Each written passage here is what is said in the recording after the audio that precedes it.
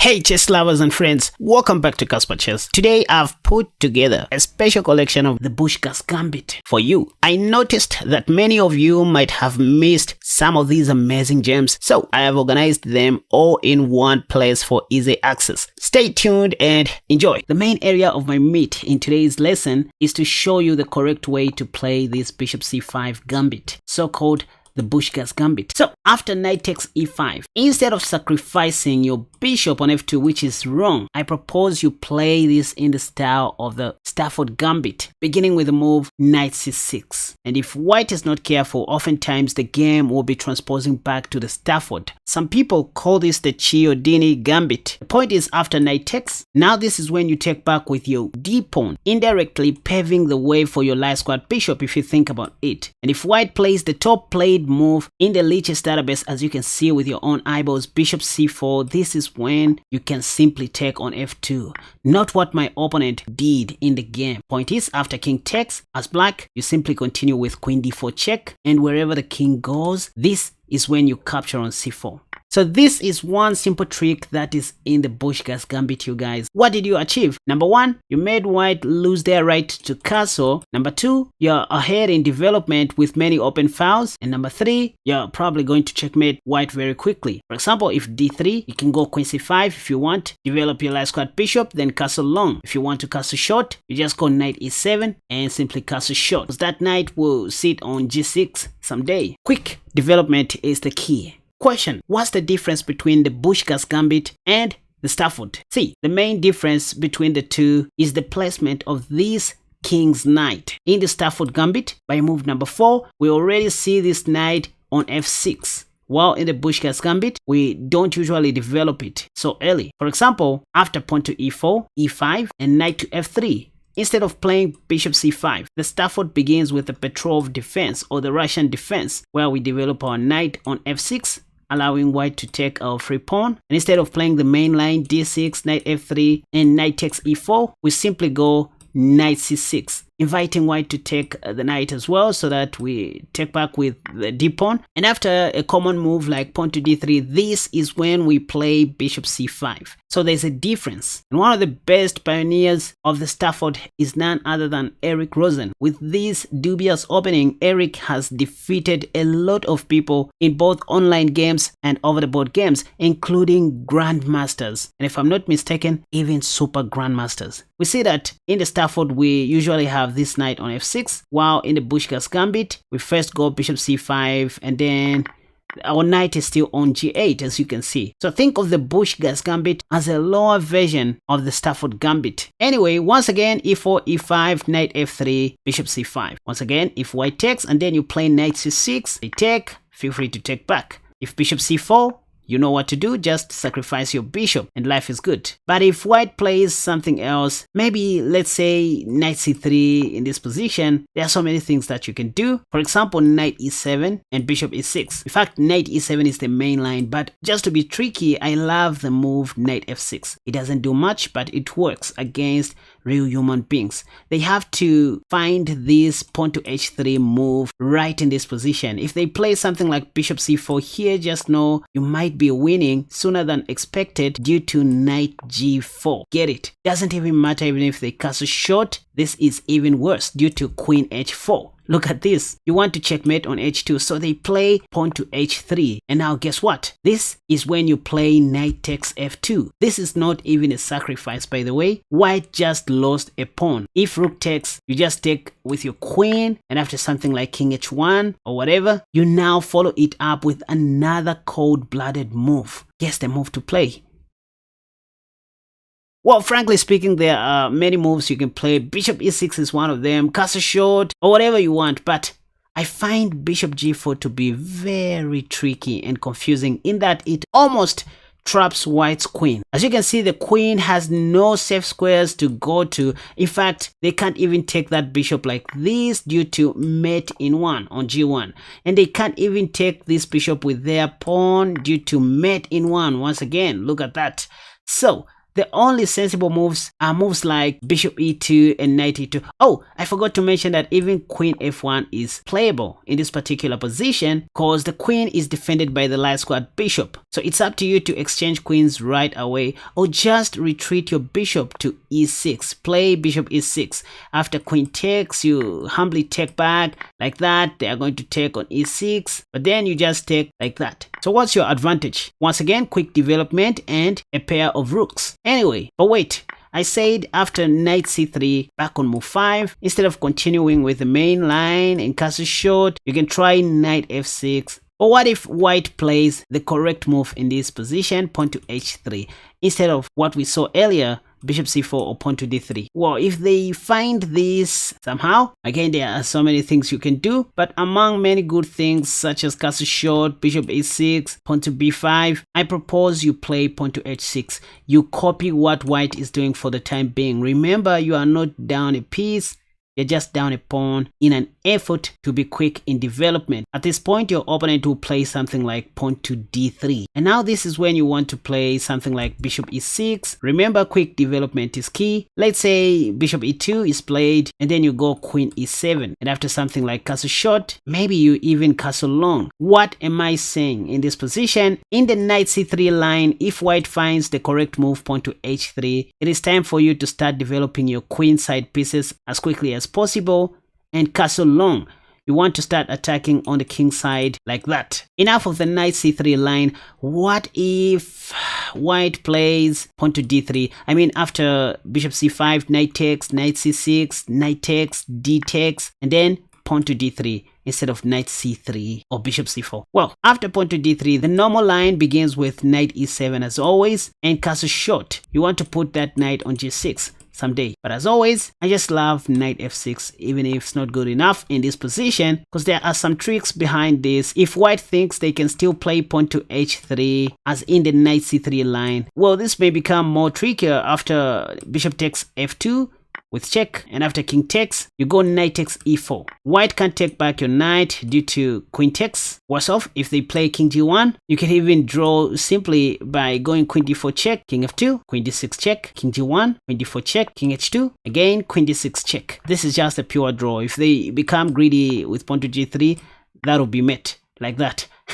Anyway, but you don't always have to sacrifice your bishop. Like after pawn to h3, you can just go bishop e6 and castle short. You'll be fine. If they don't play pawn to h3 and let's say they just continue playing normally bishop e2, funny enough, you can just go ahead and play knight g4 in this position. It is very safe. Looks like your knight is only defended once by your light squared bishop, so white can just take that. But nope, you simply have a good follow-up, queen h4. You just want to checkmate white on f2. If they play pawn to g3 for some reason, you oversimplify the game like this. Queen takes, and bishop takes g4. Why trading off your queen when you are down a pawn? 3 reasons. First, you are way ahead in development. Secondly, you still have your 2 bishops that are more powerful than bishop and knight, theoretically speaking. Thirdly, white has so many light square weaknesses. That queen trade was okay. Before I conclude, let's look at some of the ways in which white can try to decline the Bushkas Gambit. After e4, e5,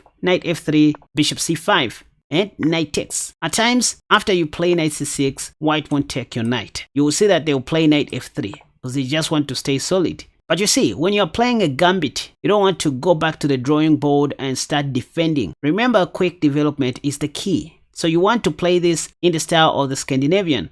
You go pawn to d5 right away, attacking that pawn. After e takes d5, you follow it up with queen takes d5. Yes, there is knight c3, but you can simply go queen d7. Others even prefer queen h5, which is my favorite. Bishop e2, bishop g4. Again, quick development. If pawn to h3, you just leave your bishop on g4 just like that. They won't take, their rook is not protected. That's why they will castle short most of the times in this position. And now you simply castle long. Remember, quick development is the key. From here, you're going to be willing to open up the king side in whichever way you want. This time, if pawn to h3 comes, guess what?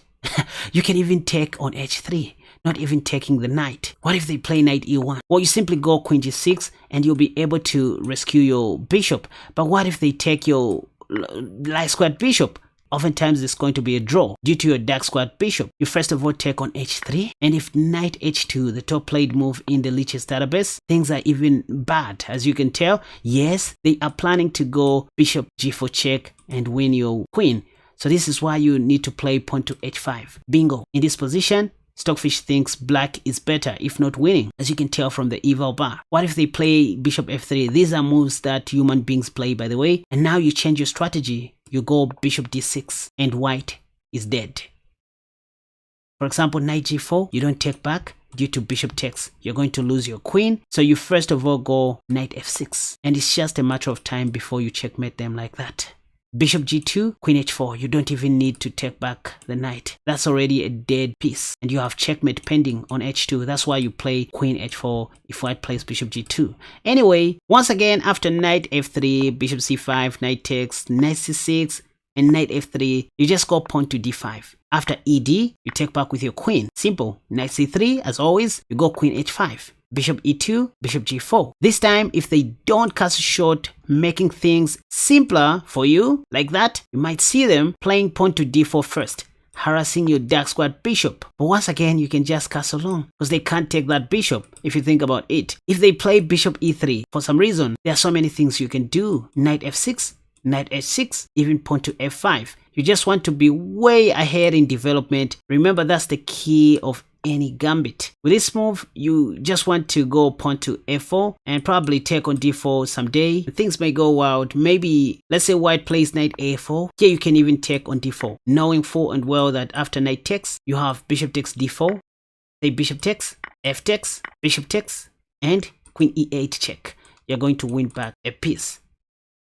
Lastly, after you play bishop c5 and say white doesn't take on e5, just know that the game will transpose back to the Italian or just any other opening. It's no longer going to be a gambit. For example, you can see in the Lichess database, the top played move here is bishop c4. Maybe due to the fact that people are just blazing out moves in the opening stage or pre-moving in the opening stage. So maybe they don't see this sacrifice on move number 2. But anyway, if they play bishop c4, just know the game may get back to the Italian. And the simplest you can do is to play knight c6 in this position, turning the game back to the Gyoko piano, or just going pawn to d6. Every coin has two sides. If your gambit doesn't work, play chess. So you go knight c6, and this is now the Gyoko piano or the Gioco piano Italian game. So it's up to white to play the c3 Italian Gioco pianissimo style with pawn to d3 later and bishop b3, or the d3 Italian. At this point, pray that your opponent plays pawn to d3, which I call the d3 Italian game, because now you can easily transpose the game back to the Lucini Gambit, which I presented in the video that has popped up in the card above. I'm going to leave the link to my Lucini Gambit tutorial video in the comment section down below. And just to spoil it a little bit, after pawn to f5, if white plays knight g5, trying to take advantage of the weak f7 square, you can simply go pawn to f4, disconnecting the bishop from the knight. Point is, after knight f7, now you simply go queen h4, sacrificing your rook, because if they take, you're going to checkmate them like that. If they cast a shot,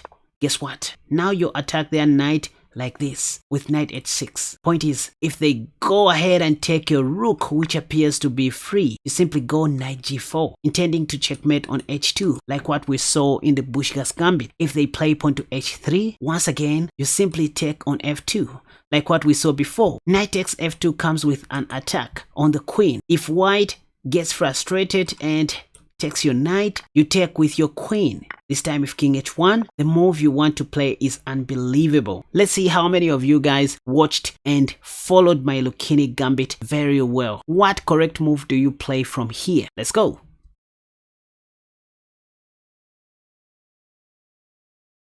Great. The move is pawn to f3, because you simply want to take on g2 and that'll be checkmate. If queen takes f3, you're going to checkmate white on g1 with your queen, supported by your dark squad bishop. And if pawn takes, now you follow it up with the move pawn to d5, your key move in the Lucini Gambit. Point is, you are simply attacking the light squad bishop. So if anything, that's the piece you are going to take.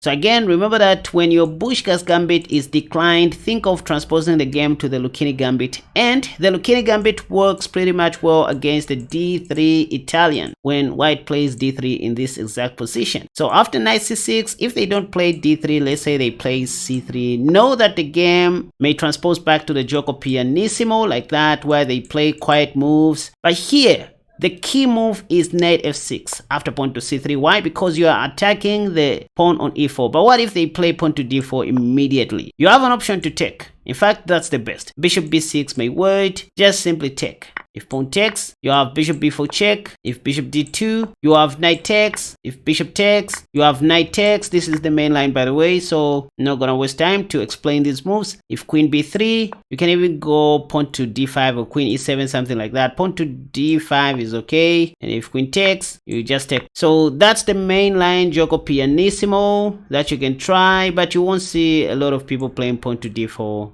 When you play knight f6, they will always protect their pawn on e4. This is the main line, actually, like the main line. After which you can play the same pawn to d6, or even better s6. I love d6. After castle shot, I love playing bishop b6. Why? Because I want to execute this little plan. So bishop b6 also avoids the move pawn to d4. If something like rook e1 or h3, this is where I play knight ce7, wanting to shift that knight to this side of the board, and the opening is successful. Let me show you one new exciting trap in the Bushkas and just some new tricks you can use. Say your opponent plays pawn to e4, then you go e5 and knight f3, then bishop c5.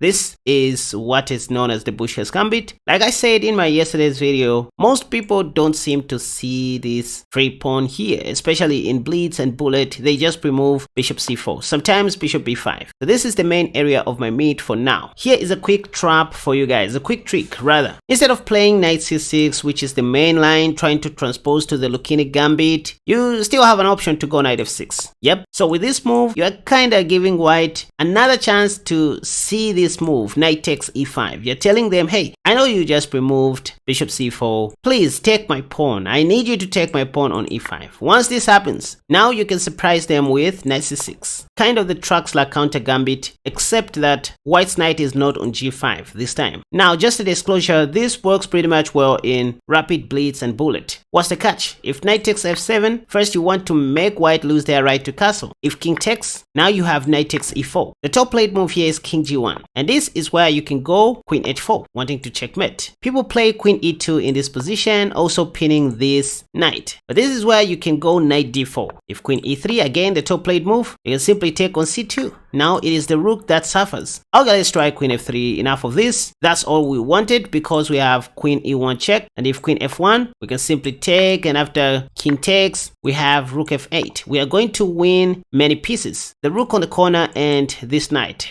even the bishop. Again, after knight c6 and knight takes, then bishop that, king takes and knight takes e4 check. Say again white plays king g1 and you go queen h4. Since queen e2 runs into knight d4, which is another attack, you will see most of your opponents playing either queen f3 or queen f1. In this case, you can just play rook f8. Pinning the knight to the queen and all that. If g3, you have queen h5 and the game is back to equality. Sooner or later, you're going to win back some material, get back everything and that. For example, d3, you have d5, d takes e4. The whole purpose was to cut the communication between the bishop and the knight. So rook takes and the game continues. You're going to win back some material. After rook f8, instead of pawn to g3, if white plays pawn to d3, first you can go knight c5 in this position. Why not knight d6? Because white has queen e2, right? An intermediate move that's going to disturb your piece. So knight c5 also gets ready for this. If queen e2, at least you have knight e6 and you are safe. If white takes, you can just take back. They can't take. And if they play something like knight g5 or knight e5, now that's when you can go knight d4 because the queen is on e2 and life goes on. From here, you may even checkmate your opponent. Again, there are so many things that you can do after king g1. The idea is just to continue with the attack. Of course, at this stage of the game, your opening is shaky, so just remember to continue with your attack. The more you attack, the more you give your opponent many chances to blunder. The best try here after queen h4 is queen f3. This is what most people do, but again, both queen e2 and queen f3 just invites knight d4. There's nothing much. The worst would be a draw in this position for black. Queen is under attack. They play queen e3, pinning the knight once again, but just like before, you have knight takes c2, and all those lines I showed you will repeat. One last line in the knight takes f7 line, where you sacrifice your bishop and they take, then you go knight takes e4. It's not every time you're going to see your opponents going back to g1. Some play king back to e1, but this is the easiest due to queen h4. After g3, you have knight takes g3. They can't even give a check. The rook is hanging. If hg, you have queen takes, and after king e2, you have knight d4, separating the king from the queen, and that's how you're going to win that. If they play bishop f1 to cover the check, yeah, you can just cast a short. Look at that. So you can see that even after knight takes e5, king e1 is not a good option, even king e2 due to knight d4 again. But I love queen e7 in this specific line because I'm just one move away from winning opponent's queen. Others go as far as playing king e3, but against this, there's this beautiful line to memorize. You go queen f6, let them take your rook. If they play rook f1 or something like that, you have queen d4, you're going to win everything. Oh, if they take your knight, you can do that and win the bishop, it's fine, but the direct line is to go pawn to d5. This is check. That's how you want to win the bishop. If bishop takes, now you go queen d4. This is check. After king f3, you want to win everything like that, or simply go bishop g4 and win the queen. But you see, after sacrificing our bishop on f2, white has an option not to take. They can play king f1, which most people love doing. Now it is time for you to realize your queen is under attack, so you go queen e7. If knight takes h8, you open up the center. How? By going pawn to d5. Now here is where this dubious gambit becomes tricky, you guys. It only takes one wrong move, which is normal looking for white to make, in order for them to die quickly. For example, if they play bishop b3 in this position, you can simply go bishop g4 and their queen is dead. Okay, what if they just take? Now we simply go knight d4. They can't do much. Again, if you check the Lichess database, people play pawn to c3 here, after which you can safely go bishop g4 just like before. They think queen a4 check is the main savior, but after pawn to c6 and king takes f2, it is black who is doing better. So these are kinds of gambits where you give the board to your opponent in the early stages of the game that you know they can't hold on to for a longer period of time. White needs to continue playing accurate moves and correct moves all the time. Otherwise, if they make one simple mistake, they are gone. That's why I said try this in rapid, blitz, and bullet. Again, back to move 3. If white doesn't see your free pawn on e5, and let's say they go bishop c4, again you can go knight f6. After knight takes e5, you give them a chance to take on f7. If they take with their bishop this time, go king f8. I mean, they just want 2 pawns, right? And they have many problems to worry about. If knight takes c6, the top played move, which also attacks your queen, you just take back like that. They're going to play bishop b3. This is what humans do, by the way. Don't try this against engines or stockfish. Here we are playing with human psychology. After bishop b3, again you can simply go bishop g4. This almost traps the white queen. If pawn to f3, remember this line, you guys. Knight takes e4. Point is, white can't even take your knight due to bishop takes queen. If they take your light squad bishop, now you go queen h4. If pawn to g3, yes, you can take, but that looks too risky if you think about it. So the main move here is bishop f2 check. And wherever white goes, let's say king f1, we don't want to take. The move is queen h3. If that, we go queen takes g4. If the queen comes out, I mean, there are so many ways we can try to checkmate them. So they will go back most likely. Then you can simply grab a free queen. That's it.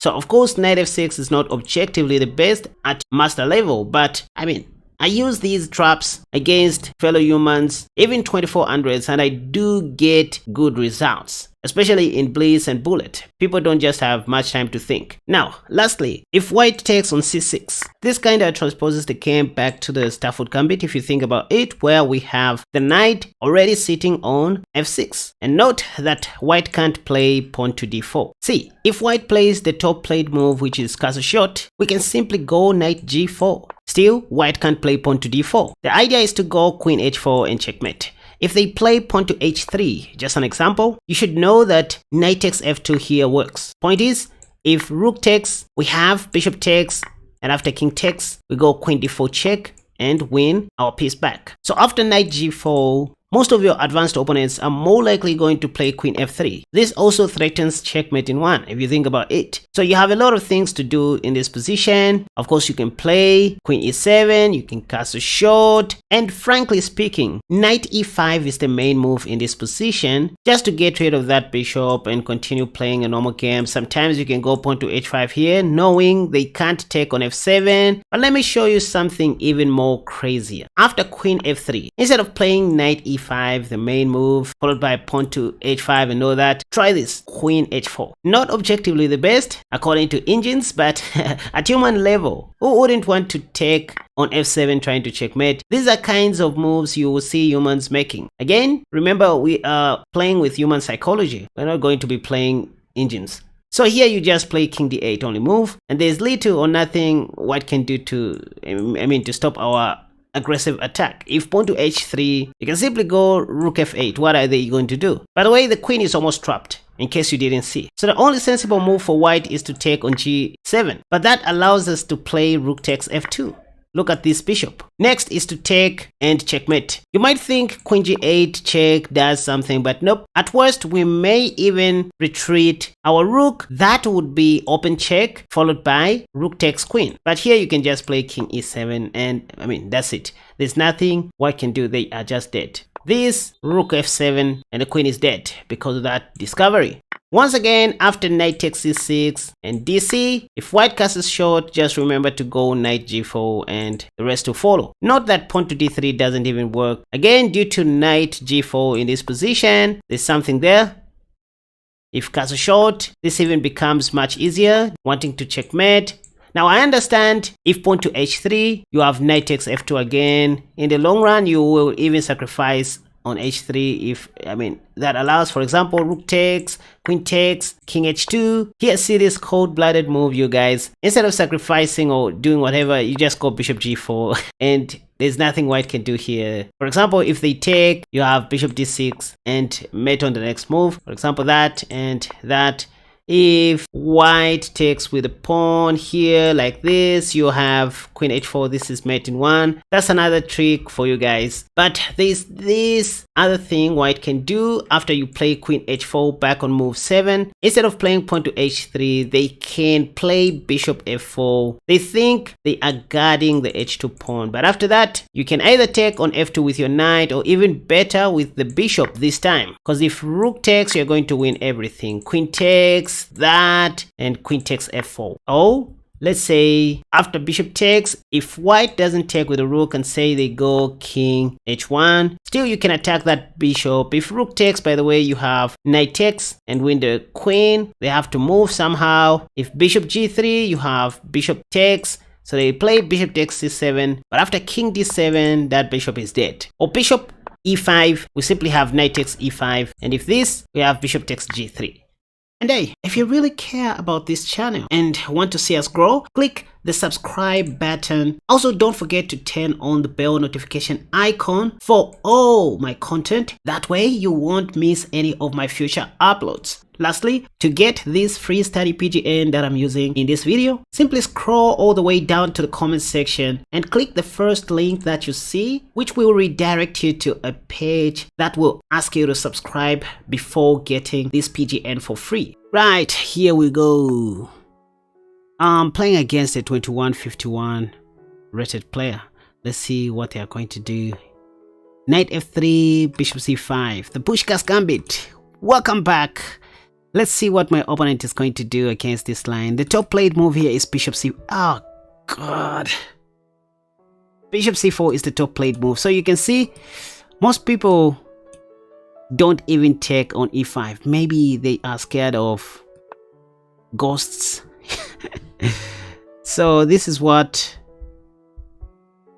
many chess players play, by the way. They just play bishop c4 if they don't know what you're up to. So just go knight c6 in this line. If pawn to d3, you want to play the Lucini Gambit, I'll be glad to see pawn to d3. I'll be very happy to see that move. Please just play pawn to d3. I want to play the Lucini Gambit in order to impress my subscribers. Come on. Oh, what did I...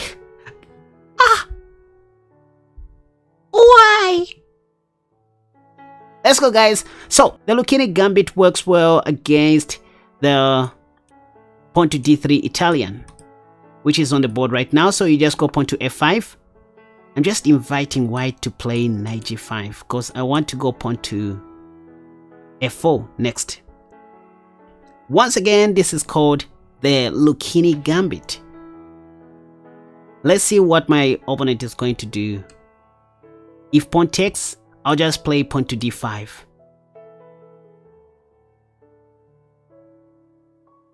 If knight... Wait a second. I've never seen this before. I didn't cover this move in my tutorial video. What should I do?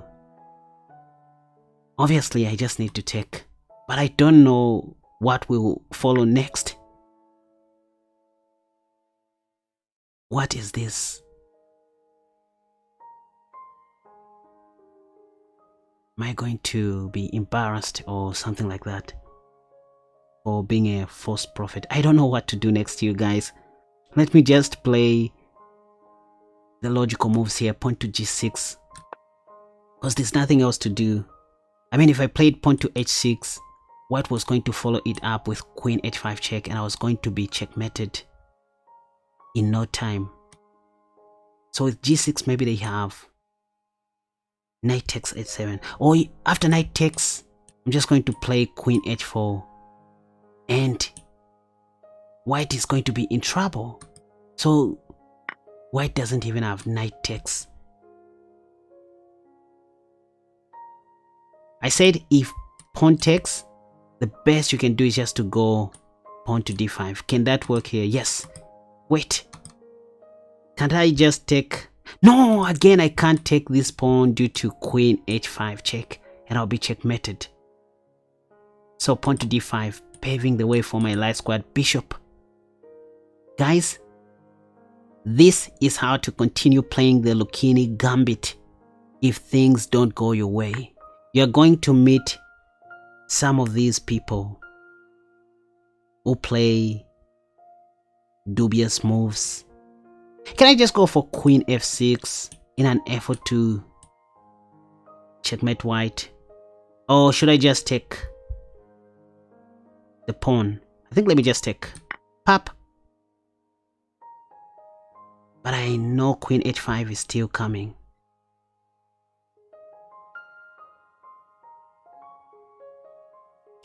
If you think about it, this looks like the modern gambit. Queen f6, defending my rook somehow, and also targeting the f2 pawn. I want to checkmate. If queen takes, I'm going to take here, but that won't be checkmate. I don't know, maybe after bishop g4, and I don't know. I don't know how to checkmate people on the board.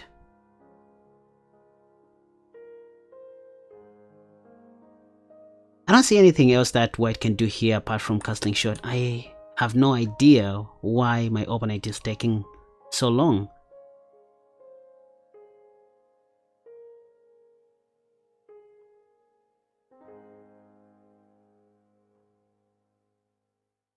Hey guys, I'm enjoying the music here. The piano music.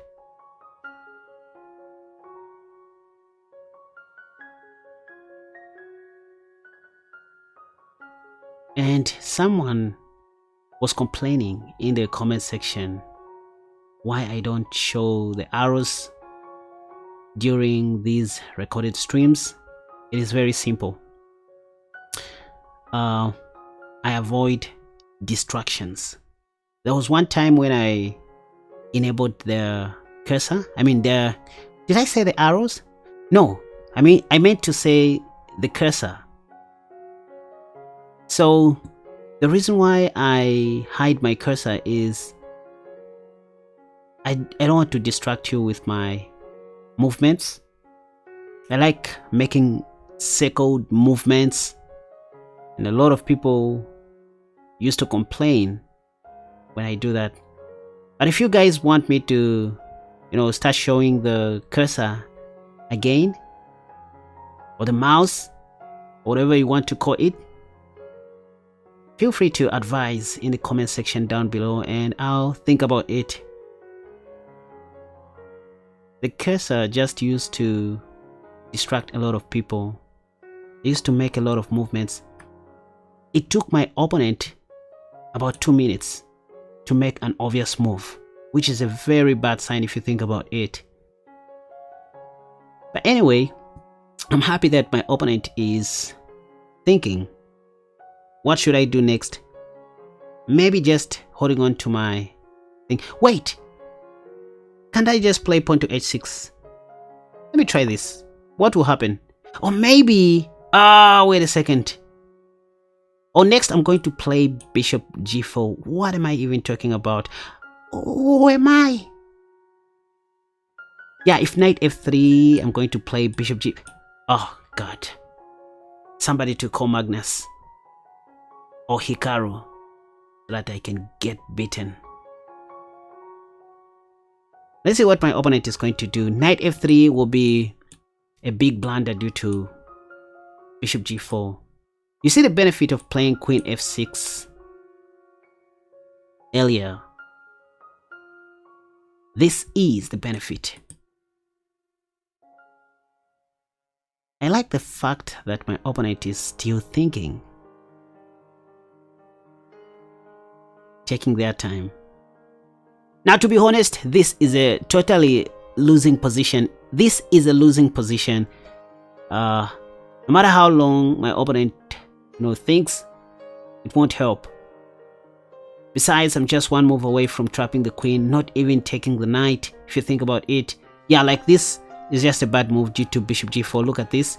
White has queen h4. Are they going to play queen h4? Yeah, after queen h4, I won't have any option, maybe apart from saving my queen. So my queen will be able to escape from Sobibo. Let's see what my opponent is going to do. By the way, pardon my manners. I didn't attend kindergarten.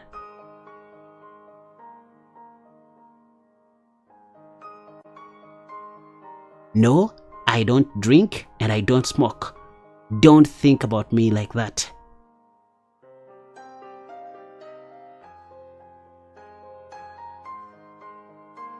I just make jokes at times. Queen h4, this is an obvious move. It is up to me to play either queen e6 or queen f5. I don't know what will hurt the most. I don't know what I should do. Maybe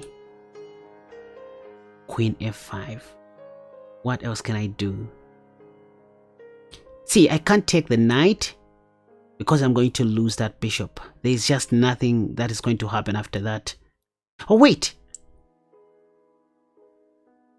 What if I take the knight?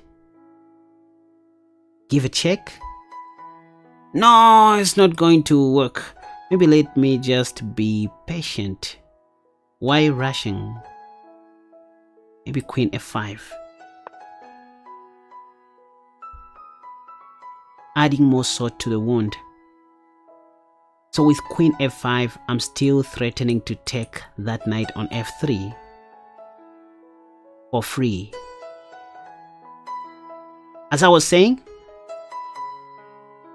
I don't drink and I don't smoke. Or maybe I'm lying. This is a straightforward move. Bishop e2, and I'm about to take that rook for free.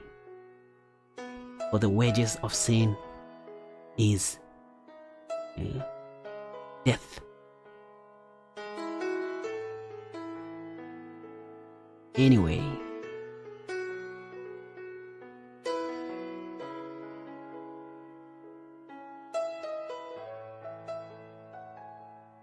let me know what you guys think about the Lucini Gambit or the Bushkas Gambit in the comment section down below. You see, the more you comment, the more I feel motivated. Let's see what my opponent is going to do. They are running low on time now. Yes, chess is this painful at times. My opponent is taking a lot of time to make obvious moves. The rook is dead. They can't do anything. Maybe they should just focus on developing their queenside pieces that haven't moved since this game started. Bishop takes h6. Late night show. King d7, paving the way for my a-rook to come into the game. Simple chess. I don't even need to take that rook immediately.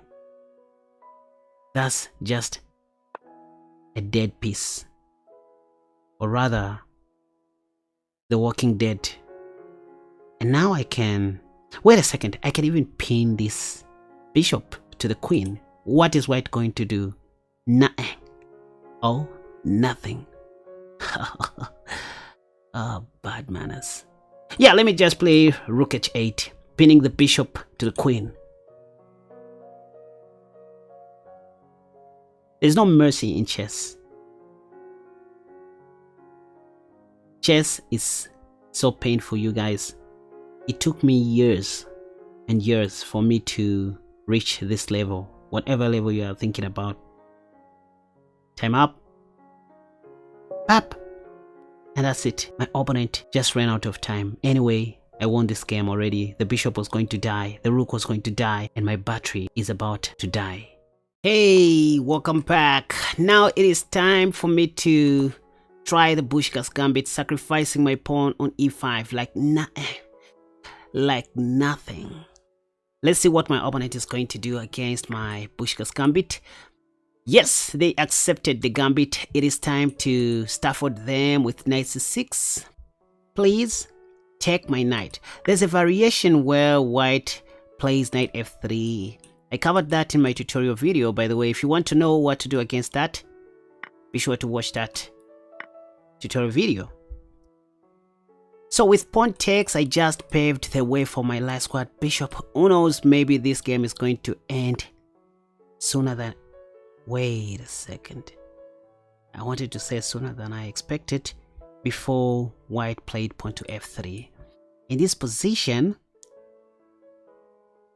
I can play pawn to f5 if I want. With pawn to f3, my opponent doesn't want me to develop my king's knight and go knight g4, probably. But you know what? I'm still going to play knight f6 just for fun. I know pawn to f5 is the main line in this position, but knight f6 sets up a little trap. There are lines, certain lines where we sacrifice the knight on d5. Queen e2 is something that I never expected. Castle shot. I never covered this pawn to f3 variation just because I never thought people play these dubious lines involving pawn to f3. This is what I said, you guys. My opponent played pawn to d3, but do you know that you can sacrifice your knight on d5 like this? This kind of reminds me of the reversed Stafford Gambit, where we sacrifice the knight on d4. Point is, if pawn takes, I'll simply pin the queen to the king.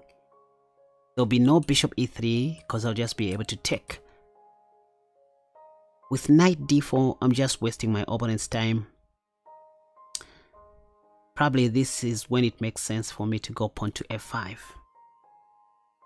And the idea is, if pawn to d4, I'm going to take on e4, sacrificing my bishop. What am I doing with my life? Why? These are bad manners, you guys. What I want to do is, if Bishop takes. I mean, I was going to take on f3, obviously. There were some tactics there. So now, the show is over. Like I say all the time, every coin has two sides. So if your gambit doesn't go as planned, play chess. So now it is time to play chess with the move bishop d6. What I want to do now is to go queen h4 check. Again, note that white can't take my knight, because if they do, I still have queen h4 check, not even queen e1. I mean, not even rook, queen h4 check. And probably after pawn to g3, I'll just take. So once again, this is the Bushkas Gambit at its best, you guys. You just want to be sacrificing your pieces like anyhow, confusing your opponents. If you like what I'm doing right now, please share this video. Share this video to a wider audience. That's the only way we are going to beat the algorithm. And you see, it doesn't cost anything to leave a comment down below. You guys do encourage me so much when you do that. You know what? This is a sacrificial game. So let me impress you one more time by sacrificing my bishop. How? This time, pawn to c5. Okay. Obviously, if white takes my bishop, I'm going to pin their queen to the king. This time, supported by my knight. So there will be no bishop e3, because I'll just take. There we see knight d2. Still, I can just take. My bishop is still sacrificed. What am I doing with my life? And now I can simply take this for free. How? By going queen h4 check. Why do I do these things, you guys? If pawn to g3, I have queen takes. And this time if bishop takes, I'm sure my opponent won't see this amazing bishop g4 move, followed by rook a e8. Guys, what stops you from subscribing to this channel? Why? I can't just seem to understand, you guys. Hit the like button, share this video before I do what I'm about to do to my opponent. Queen takes d4. So now, I hope my opponent is not going to take this bishop. Oh, wait a second. This is supposed to be a sacrificial game. I'm not supposed to defend. Why can't I just play bishop? Wait a second. If I play bishop before check, there is bishop d. First, rook sacrifice. If queen takes, this is when I play bishop before check. There is 2 seconds increment. The plan is to pin the queen, just like I stated some years back. You see, if white is not careful, I'm just going to win a free queen like that. So bishop g2. Now I can do this, adding more salt to the wound. Oh, am I? Okay, now I need to be careful, obviously. Check. I was busy giving commentary instead of focusing.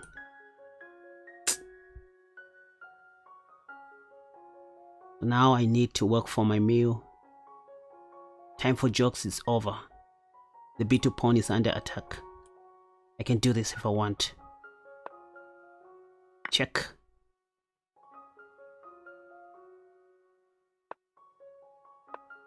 Attack the rook.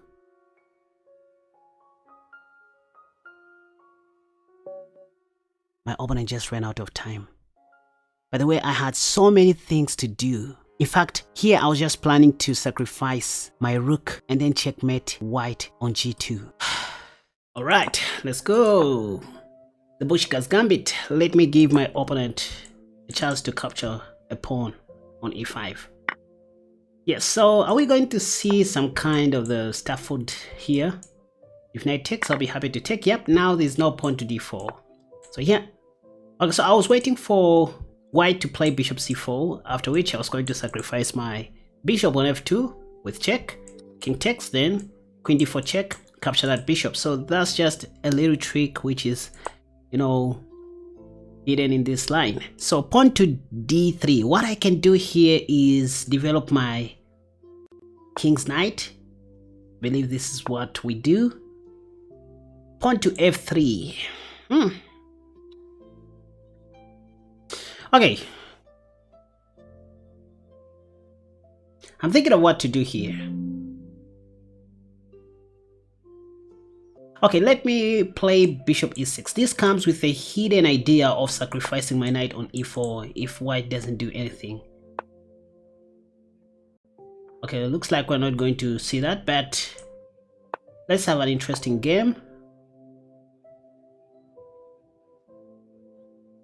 So instead of taking right away, I can develop my queen tactically. Activate one of my rooks. This is how we find tactics on the board, you guys. We just ensure that all the pieces are well coordinated and everything is sitting in harmony.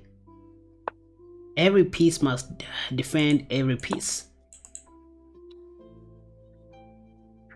Hope you know what I mean.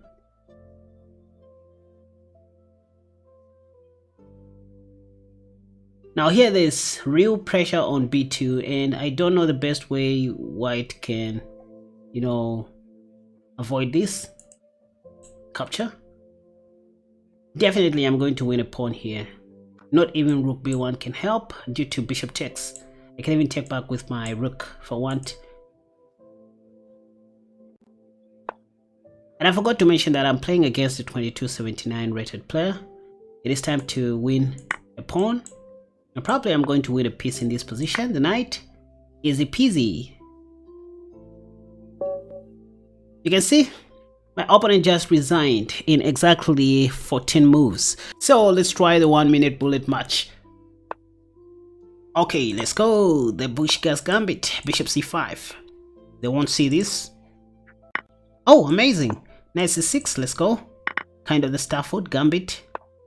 Even though this is not the Stafford. So here is the main trick in this line. Sacrifice the bishop, win the light squad bishop.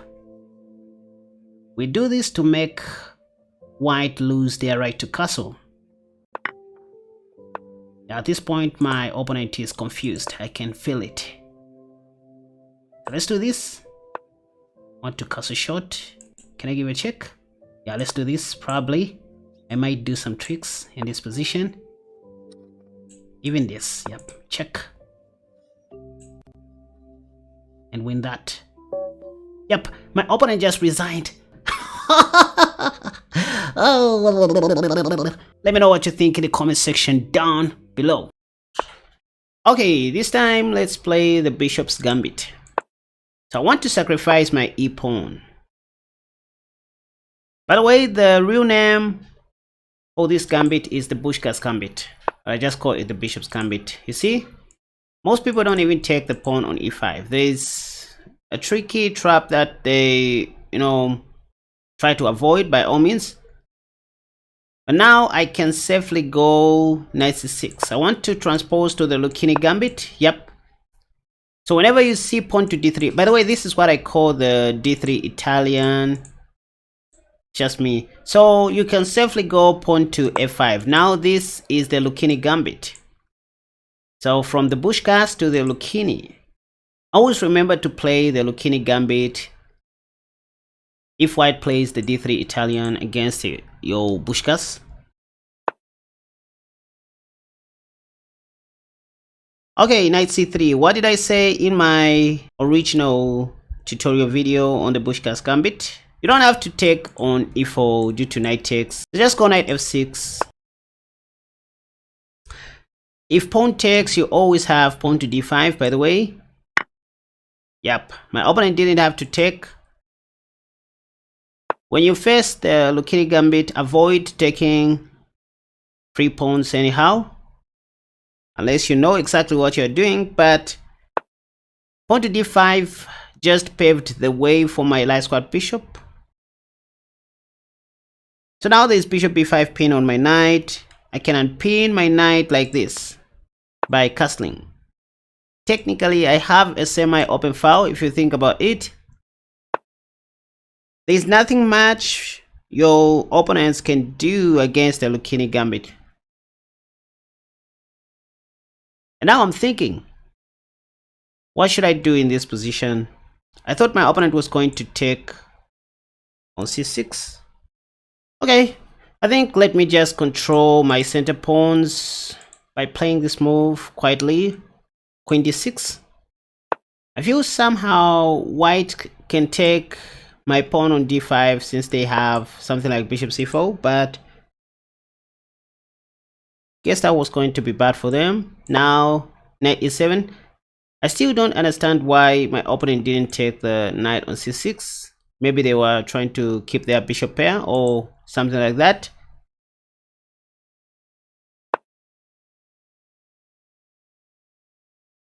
By the way, this is a rated match.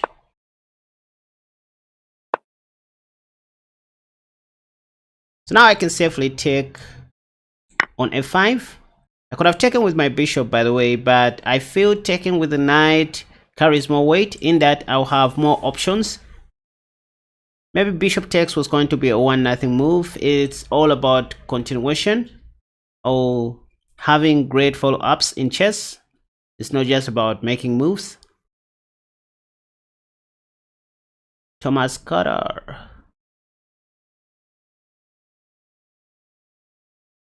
There's also a sneaky move here which my opponent needs to pay attention to. Oh!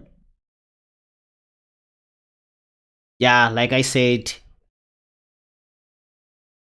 here I can even sacrifice my bishop, right? Like this. So this is something that my opponent needed to worry about. And I just finished talking about that. Don't know why my opponent still managed to blunder. Oh, cause they can't hear me. This is check. And I just took a free pawn. Like my opponent didn't have to take the bishop due to knight g4. Now I'm attacking the rook. Once again, avoid taking free things anyhow in these, gambits.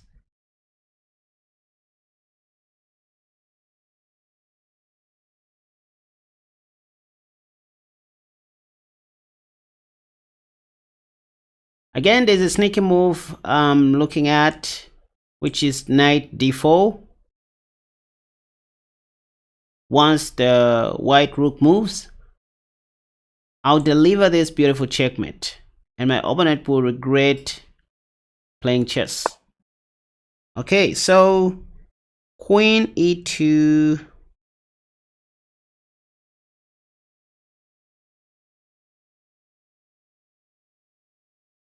I think the rook is still in a box. I can play whatever I want here. Bishop b6. Do they have something like that? I don't know. But one day won't even have to take the rook. Oh, wait a second. There's a beautiful checkmate, you guys. If this rook moves, I can safely sacrifice my queen and deliver this beautiful checkmate, you guys. If that happens, I will feel like a genius. Let's see if my opponent will blunder that. Yep, it's about to happen. Look. Is this checkmate? Why? Look at this. Tap. What just happened? What happened? Why? And that's all for today, you guys. Let me know which episode you liked the most in the comment section down below. And if at all you would love to see more of these kinds of content where I compile my favorite videos in one collection, of course, to make it easier for you guys, let me know. Thank you so much for watching. Until next time, bye bye.